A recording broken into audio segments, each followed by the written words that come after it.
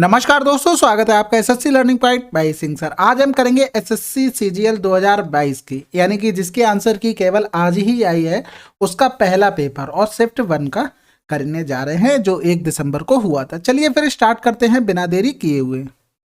करा था school B और स्कूल डी में जीव विज्ञान को चुनने वाली छात्राओं की संख्या कितनी थी। देखो बी और डी ये दिया गया था परसेंटेज जिन्होंने वायो ली थी। तो देखो 400 का 36%, ये किसके हो गए, ये बी के हो गए।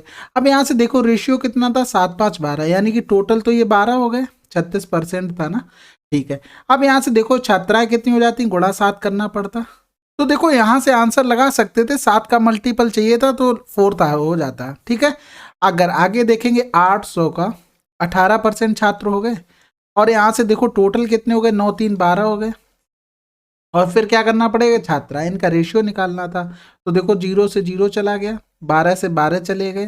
फिर देखो जो जो कट रहा है उसको काट दो, 18 दूनी 36 हो गया, 4 दूनी 8 जाएगा, यानी कि 800 से 800 चला गया, रेशियो क्या आ गया 7:9। अगला सवाल, x plus y plus z निकालना है। यहाँ से देखो ये वाला जब त्रिभुज हमने पकड़ा तो इसका एक्सटीरियर एंगल हो गया, यानी कि x प्लस और जेड, x प्लस जेड कितना हो गया 110 हो गया। अब बाई निकालना था, लेकिन हमें पता है बाई प्लस 110 बराबर 120 हो जाएगा एक्सटीरियर एंगल प्रॉपर्टी से, यानी कि बाई बराबर कितना आ जाएगा 10 डिग्री आ जाएगा, यानी कि इसमें 10 और जोड़ देंगे आंसर आ जाएगा 120। ठीक है, अगला सवाल करते हैं।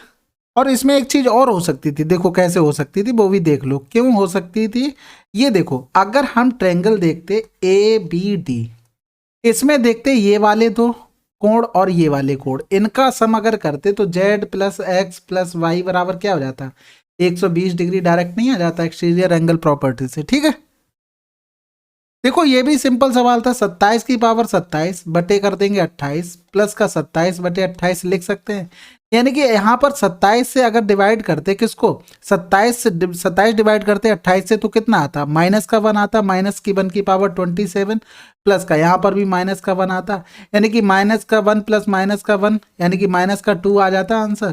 फिर बटे में 28 था, 28 से 2 घटा देते 26 आंसर आ जाता। अगला सवाल 10,240, देखो सिंपल सवाल है, इसको लिख सकते हैं 10 180 प्लस 60 लिख सकते हैं। ये थर्ड क्वाड्रेंट पे पहुंच गया, 180 पे तो चेंज तो होता नहीं, यानी 1060 की वैल्यू क्या आ जाएगी √3 आ जाएगी। अगला सवाल, ये भी सिंपल सवाल था, 1060 की वैल्यू √3 हो गई, 1 प्लस का 10 स्क्वायर 60 मतलब क्या हो गया 3 हो जाएगा, यानी कि यहाँ से करेंगे 2√3 बटे 4, यानी कि 2 दूनी 4, ये देखो sin 60 की वैल्यू होती है। अगला सवाल, ये भी सिंपल सवाल था, इसमें देखो केवल 2 बार स्क्वायर करना था हमें। देखो ए स्क्वायर प्लस का बी स्क्वायर फिर प्लस का 2ab, 11 11 121 हो जाता है, ए बी की जगह 35 रखते, 35 दूनी 70 हो जाता, ए स्क्वायर प्लस का बी स्क्वायर 51 आ जाता। अब फिर से स्क्वायर करते तो ए की पावर 4 प्लस बी की power 4 plus 2a square b square, और 51 के स्क्वायर 0 हो गया, 25 से एक ज्यादा कर देंगे 26 0 1 हो गया। तो यहाँ से देखो हमें ये निकालना था, यानी कि ये हटाना था, यहाँ पर क्या करेंगे 2 गुणे 35 का स्क्वायर करेंगे, 35 का स्क्वायर 1225 होता है, गुणे 2 करेंगे, यानी कि 2 पंजे 10 हो गया, 2 दूनी 4 हो गया, 12 दूनी 24 हो गया। 26 0 1 से 24 0 24 50 घटाना था जी, 1 बचा, 10 से 5 गया 5 बचा, और 5 से 4 गया 1 बचा आंसर। अगला सवाल, एक निश्चित राशि पर 3 वर्ष के लिए 14% वार्षिक दर से साधारण ब्याज, समान राशि पर समान दर से 5 वर्षों का साधारण ब्याज 4200 कम है, तो राशि ज्ञात कीजिए। देखो अगर राशि मान लो 100 मान लेते, दोनों कंडीशन में बराबर है, तो यहाँ से ब्याज कितना मिलता 3 गुणे 14 बटे 100 करते, यानी कि डायरेक्ट लिख सकते थे 42 मिलता। दूसरी कंडीशन में 70 मिल जाता है, इनमें डिफरेंस कितना है, 70 से अगर 40 जाता कितना बचता 30, 30 से 2 और कम है 28, 28 बराबर दिया गया था 4200।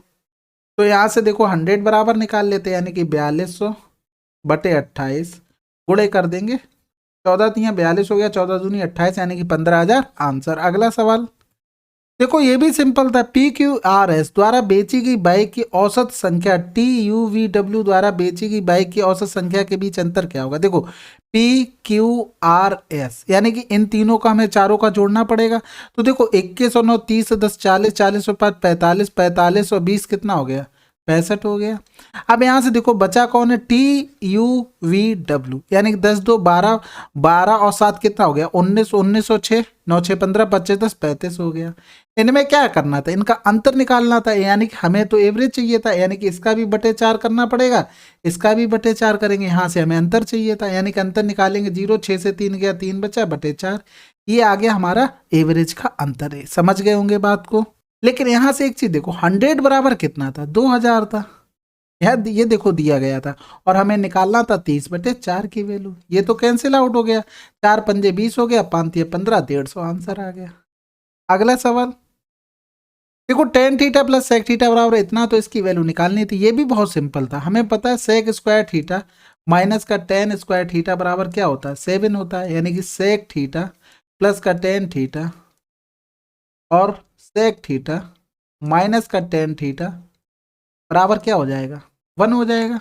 समझ गए होंगे बात को। यानी कि यहाँ पर इसकी वैल्यू रख दें 7, तो ये क्या आ जाएगा, सेक थीटा माइनस का टेन थीटा बराबर क्या आ जाएगा, 1/7 आ जाएगा, और सेक थीटा प्लस का टेन थीटा हमें पता है कितना, 7 पता। अब इनको जोड़ दो, ये तो कैंसिल आउट हो गया, ये क्या बन गया 2 सेक थीटा बन गया, इधर से करेंगे 7 7 49, एक 50/7 हो गया, यानी कि सेक थीटा कितना आ गया, 25/7 आ गया। अब बना लेंगे क्या, एक ट्रेंगल बना लेंगे, अच्छा सा राइट एंगल ट्रेंगल है। ये थीटा हो गया, सेक थीटा क्या होता है, कर्ण बटे आधार होता है, तो ये पाइथागोरस से कितना हो जाएगा 24। साइन थीटा क्या होता है, लंब बटे कर्ण होता है, यानी कि 24/25 आंसर होना चाहिए था, लेकिन मल्टीपल में क्या है 5 है, तो 5 25, 24/5 आंसर आ जाएगा। अगला सवाल, दो संख्याएं 6:5 के अनुपात में उनका महत्तम समापर्त इतना है, तो दोनों संख्याओं का लघुत्तम समापर्त क्या होगा, 90 हो जाएगा। ठीक है, कैसे हो जाएगा, अगर मान लो संख्याएं उनका है इतना, ठीक है। एचसीएफ में क्या होता है, जैसे जो रेशियो बचता है उसमें से संख्या कट जाती है, यानी कि एचसीएफ बाहर निकल जाता है अपने आप से जब रेशियो बनाते हैं। तो देखो 6 18 हो गया, 5 15 हो गया, इनका एलसीएम 90, आंसर आ गया। अगला सवाल, यदि 450 पुरुष एक अपार्टमेंट का निर्माण 20 दिनों में पूरा कर सकते हैं, उसी कार्य को 30 दिनों में पूरा करने के लिए कितने पुरुषों की आवश्यकता होगी। देखो टोटल ये हो गया 30 गुणे x करना था, बस 0 से 0 चला गया, 15 दूनी 30, 300 आंसर। अगला सवाल, एक तैराक एक बिंदु P से धारा के विपरीत 6 मिनट तक तैरता है और फिर अगले 6 मिनट के लिए धारा के साथ तैरता है और एक बिंदु Q पर पहुंचता है। यदि P और Q के बीच की दूरी 120 मीटर है, तो धारा की चाल क्या होगी। देखो अगर वो धारा की दिशा में जाता तो इतनी डिस्टेंस कवर करता, अगर वो धारा की विपरीत दिशा में जा रहा तो इतनी डिस्टेंस कवर करता है। ये किस में है, मिनट में, ये चीज ध्यान रखना। ठीक है, तो यहां से अगर इनका डिफरेंस हम निकालते तो वही तो डिफरेंस 120 हमको दिया गया था। अगर इसको देखो यहां से करेंगे 6 से प्लस का 6v माइनस का 6 से प्लस का 6v बराबर 120 दिया है, ये कैंसिल आउट हो गया, यानी 12v बराबर 120 हो गया। अब यहां से देखो ये किस में था, ये टाइम किस में था, मिनट में था, यानी कि सेकंड में चेंज करने के लिए 60 का गुणा करते, बिल्कुल कर लिया, 0 से 0 चला गया, 6 दूनी 12 हो गया। अब यहां से करेंगे तो b बराबर 2/12, ये किस में आ गया, ये तुम्हारा आ गया है मीटर प्रति सेकंड में, हमें चाहिए किलोमीटर प्रति घंटा में, यानी कि 18/5 करना पड़ेगा। तो 2 छक्के 12, 6 3 18, 5 छक्के 30 हो गया। अब लोग पूछ रहे होंगे या सोच रहे होंगे कि ये डिफरेंस कैसे आ गया। यहां से समझो, जैसे ये रहा, ये जा रहा है धारा की विपरीत दिशा में, यानी कि पी से चला, ये विपरीत दिशा में यहां पर कहीं पहुंचा है, ये इसने मान लो डिस्टेंस x तय की, और फिर उसके बाद वो धारा की दिशा में जाएगा तो इससे ज्यादा तय करेगा, ये पहुंच गया यहाँ पर q पर, यानी कि ये जो डिफरेंस दी गई थी, ये दूरी हमको 120 दी गई थी। यानी कि अगर इसको y मान लें तो यहां से हम निकालते चाल क्या होती, a माइनस का b होती, गुणा 6 करते, यहाँ से अगर निकालते a प्लस b चाल होती, और इतने समय में इतना दूरी तय करते। अब यहाँ से इन दोनों का डिफरेंस कर दिया, वही तो 120 दिया है। मैं आशा करता हूँ समझ में आ गया होगा। अगला सवाल, एक वस्तु पर 15% 12% की 2 क्रमागत छूट दी जाती है, एकल छूट क्या होगा। 15 12 27, 27 और माइनस कर दो, 15 दूनी 30 हो गया, 15 कम 15 और 3 18, 1.8 माइनस करना था। ठीक, 27 से पूरा 2 घटा देंगे तो 25 बचेगा, 10 से 8 गया 2 आंसर। फार्मूला सभी को पता होगा एकल छूट का। अगला सवाल करते हैं, आकृति ए बी बराबर ए डी बराबर 7 है, ए बी बराबर 7 है, ए डी बराबर 7 है, ए सी बराबर कितना है, ए सी बराबर, ए सी कहाँ पर भाई ये है, और बराबर ए ही है, बी सी कितना है 11 है, बी सी 11 है। ठीक है, और कह रहा है तो ई डी की लंबाई क्या होगी, ई डी, यानी कि ई डी की अब बताओ ये बिल्कुल क्या बन गया, कॉन्ग्रुएंट ट्रायंगल बन गया, यानी कि सर्वांग सम हूबहू सिमिलर ट्रायंगल बन गया। तो ये क्या हो जाएगा, ये भी 11 हो जाएगा। जब दो भुजाएं बराबर है और सब कुछ दे रहा है, फिर क्या बचा है। ठीक है, अगला सवाल करते हैं। प्रॉपर्टी पता है ना, नहीं पता तो देखो, दो एंगल बराबर हो गए, दो भुजाएं बराबर हो गई, और क्या लोगे। ठीक है, अगला सवाल करते हैं। ए किसी कार्य को पूरा करने में बी से 4 गुना अधिक, सी से 5 गुना अधिक समय लेता है। देखो ए, बी और सी, यहाँ से टोटल मान लिया हमने, अगर 20 ले रहा है तो बी 4 पंजे 20, 5 हो गया, 5 चौको 20, इतना इतना ये टाइम ले रहे थे। इनकी इफिशियंसी निकालते तो 20 एकम 20 और 5 चौको 20, 4 पंजे 20 हो गया। बी 4 दिन में काम समाप्त कर सकते हैं, बी अकेले कितने दिनों में समाप्त पूरा कर सकता है, काम पूरा कर सकता है। देखो 4 दिन में काम समाप्त कर सकते हैं एक साथ, यानी 5 4 9 10, 10 गुणे 4, यानी कि टोटल काम आ गया। बी अकेला 4 की इफिशियंसी से करेगा, 10 दिन में खत्म। अगला सवाल, त्रिभुज एबीसी में कोण बी एसी का समद्विभाजक रेखा बीसी को डी पर काटता है। यदि बीडी 6 है, बीसी 14 है, तो एवी रेशियो एसी का मान क्या होगा। देखो ये हो गया तुम्हारा ट्रायंगल ए और बी और सी, कह रहा है बी ए सी, यानी कि इसका कोण समद्विभाजक यहाँ पर मिला के डी पर। बीडी कितना हो गया, 6 हो गया। बीसी कितना हो गया, 14 हो गया। तो बीसी 14 हो गया, तो ये कितना बचा, 8 बचा। अब हमें पता है कि ये कोण समद्विभाजक की थ्योरम से कि ए बी अपॉन ए सी बराबर होता है बी डी अपॉन डी। ठीक है, तो यहाँ से देखो रेशियो 2 3 6, 2 चौको 8, आंसर आ गया। अगला सवाल, एक महिला का व्यय और बचत का अनुपात इतना है। देखो व्यय और बचत, तो व्यय कितनी थी, 5 थी, बचत 1 थी, ये अनुपात हो गया।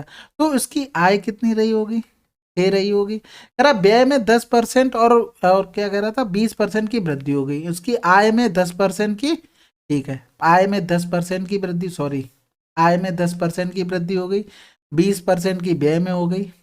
ठीक है, अब हमसे बचत का पूछा गया था, सिंपल सा क्या करते हैं, इनका गुणा कर देते हैं। 20 पंजे 100 हो गया, ये x हो गया, प्लस करते हैं सब में। ठीक है, ये प्लस है। फिर यहाँ से देखो इधर बराबर क्या हो जाएगा, 10 छक्का 60 हो जाएगा, यानी x बराबर कितना आ गया, 40%। ये डायरेक्ट, ये अगर नहीं किसी को पता है तो नोट डाउन कर लेना, ये बहुत काम में आने वाली चीजें हैं। अगला सवाल करते हैं।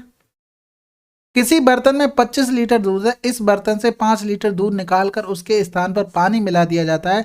यह प्रक्रिया पुनः 2 बार दोहराई जाती है। अब उस बर्तन में कितना दूध है। देखो सिंपल सी बात है, अगर लास्ट वाली क्वांटिटी निकालनी हो ना, तो देखो पहले लिख देते जो फर्स्ट में क्वांटिटी रहती है माइनस का जितना उसमें से निकाला जाता है, यानी कि जो भी क्वांटिटी उसमें से निकाली जाएगी बटे टोटल क्वांटिटी लिख देते हैं, और पावर लिख देते हैं जितनी बार वो प्रक्रिया हो रही है। तो देखो शुरू में कितनी थी, 25 थी, 1 माइनस को, यानी कि डिफरेंस कितना, 5 का कर रहे हैं। और टोटल क्वांटिटी कितनी थी, 25 थी। और कितनी बार, 2 बार और दोहराने की कह रहा है, यानी कि टोटल 3 बार रही होगी। 55 25 हो गया, 5 से 1 जाएगा, 5 एकम 5 1 गया, 4 बचा, यानी कि 4 का क्यूब 64 हो गया, 5 का क्यूब 125 हो गया। 25 पंजे 125, यहाँ से करेंगे 5 एकम 5 हो गया, 5 दूनी 10, 5 अट्ठे 40। अगला सवाल, कपिल एक मोबाइल सचिन को 15% के लाभ पर बेचता है। सचिन पुनः उसे रोहित को 12% के लाभ पर बेचता है। यदि रोहित 322 का भुगतान करता है तो कपिल उसके मोबाइल का क्रय मूल्य क्या था। देखो सिंपल सा था, 15% को 3/20 लिख सकते हैं, यानी कि 23/20 हो गया, गुणे 12% को क्या लिख सकते हैं, 4 3 12, यानी कि 25 और 3 28/20 लिख सकते, 28/25 लिख सकते हैं, बराबर 322 हो गया। अब यहाँ से करेंगे तो 23 एकम 23 हो गया, बचा कितना है, 9 बचा, 23 चौकू 92 हो गया। ठीक है, तो यहाँ से सिंपल सा काट देंगे, 14 दूनी 28 हो गया, 2 एकम 2 गया, यानी कि x बराबर कितना आ गया, 250 आ गया। अगला सवाल करते हैं। देखो इसमें ये बताना था कौन सा कथन सही नहीं है। तो देखो P में C1 की आय वर्ष Q में C2 की आय का 33.33% है।